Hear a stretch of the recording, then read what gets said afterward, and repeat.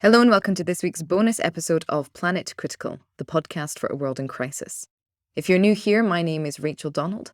I'm a climate corruption journalist investigating greenwashing and the financial and political corruption driving the climate crisis all around the world, and of course producing this podcast, which is all about revealing the big picture of the crisis and what to do about it. My guest this week was Henrik Nordberg.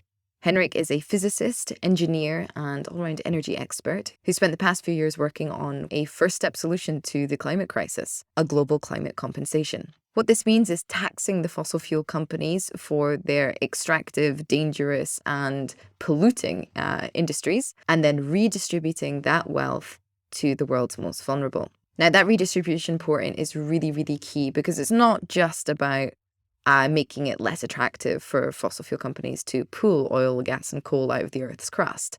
But it's also really key that we provide money to vulnerable nations and to developing nations so that they can transition their own economies or decarbonize their own economies without having to go through the same industrial process that the West went through, thus, continuing to put the planet at risk. And we've seen from COP discussions that essentially this question of fairness, whether or not it's right that the West got to industrialize and got to develop and is now demanding nations like India and China to put the brakes on their own development, it stalls very many of these discussions. So it's really interesting an idea to tax hugely profitable companies that have benefited enormously from decades worth of government subsidies and give that money over to nations who would otherwise be dependent on those very same industries in order to, develop. Now, of course, an immediate critique is, well, what if those governments don't redistribute that money fairly? What if they don't invest it in renewables or in something that would help the planet? Henrik says, well, that's on them, isn't it? Ultimately, they would be committing suicide in the long term. This would give them an advantage to, essentially the global north propping up the global south. This would give them an advantage to invest in either new industries or just invest in their people in a way that will be necessary to maintain their development, which is supposedly, what they're seeking, or so they say it is at these COP discussions. There are lots of really interesting parts of this proposal. Number one, there's only about 300 fossil fuel companies in the world, so it makes it pretty easy to keep an eye on them. And taxing their production rather than their emissions means that you're not having to do any extra accounting. You're just levying a tax on the numbers that already exist. Of course, they would then offset that tax onto consumers, so end consumers would be hit hardest. And yes, that means really it would be the poorest, probably in the West, that would be hit hardest initially. And we're already seeing from Russia's invasion of Ukraine how devastating that is for populations, how devastating that is for certain communities. It is essentially forcing degrowth in a sense. But we are getting to the stage of the climate crisis where it is extremely unlikely that we will be able to implement a plan that doesn't hurt someone somewhere. And it's not as if the rich would get off scot-free in this. They would be paying. The great tragedy is they can afford to pay. Initially, at least. I think what's more exciting about this idea of, getting degrowth into the conversation through this policy is the fact that as long as there are no mandates on how that money needs to be redistributed, which is a bit of a gamble, admittedly, but you're also more likely to get governments to sign up if there's no mandates on how they spend their money from the UN, for example. It kind of attacks the system's problem of the climate crisis, which is that it's not just carbon that is the issue. It's not just global warming. It's also our economic systems. It's our energy use. It's inequality, inequity, all of these kinds of things.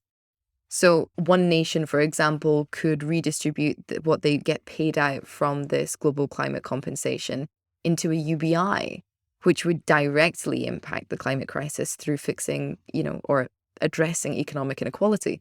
Another could choose to invest in their renewable energy sector, which is another part of the problem. So really it allows a level of national autonomy to deal with the most pressing issues if, the government does have their people's best interests at heart.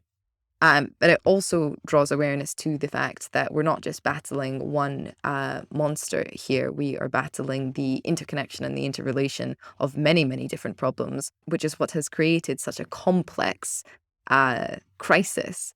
And therefore, solutions need to be flexible enough that they can address any part of that crisis. And that's why having a fund, having redistribution built into it, essentially using a carbon tax, to then potentially invest into anything that could be helpful against the climate crisis is really, really, really interesting. Another thing Henrik and I talk about during the episode is how exciting this could be politically for a frankly disempowered, disenfranchised, and disillusioned global population. We are seeing very interesting leftist upswings in South America and Central America, but generally speaking, I mean, the West is falling into, authoritarian regimes. The corruption that is present around the world is disastrous. And people are very aware that national politics cannot solve the problems that we face. And yet also, we're very far from getting a world government. Whether or not a world government would be a good idea as well, given the history of government in itself, is a different question altogether.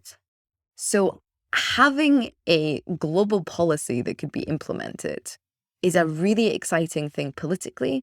It could give opposition parties around the world a, universal manifesto, or at least a universal point one on their manifesto, which could then galvanize populations that are typically feeling dispirited and very aware of the fact that their governments are ill-equipped to handle not just their national crises, but their global crises.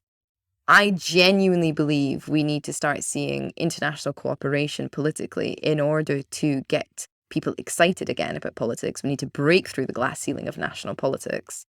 Without introducing a world government, one way to do it would be through global policies, which is what COP is meant to be all about. That struggling opposition parties who are typically deliberately underfunded could attach themselves to, and perhaps therefore lift their own reputation, image, brand within their nation. This is the thing, we sort of tend to look for relationships to be made between people, and that's very understandable, but as if two strangers will come together politically, say, and relate and then create a cooperation. Well, what if you begin that cooperation from a basis of policy? So we have a global policy, and everybody that ascribes to that then is automatically in cooperation. The groundwork then isn't the typically fragile relationships between culturally disparate people, but a concrete and black and white plan that people can then attach their names to. I think that potentially has a lot more weight than the previous games of politics that have played out over the past century. And we are looking for different systems to do things at this stage in the world crisis. Let me know what you think by dropping a comment below, what you think of Henrik's plan, what you think of this little rant of mine. And if there's anybody that you think Henrik should speak to about getting this off the ground in your country or in your community or whatever, again, leave a comment below. I will see it and I will pass it on to him. If you're new here, don't forget to subscribe. And if you're enjoying the podcast, you can support it on Patreon. The link is in the description box below. Supporting Planet Critical also directly supports my independent climate corruption investigations. So to those of you who are supporting the podcast, a huge thank you. None of my work would be possible without you. And it is such a thrill to see a Planet Critical community growing around these topics and guests every week. Thank you all for watching. I hope this was valuable to you in some way, and I will see you next week.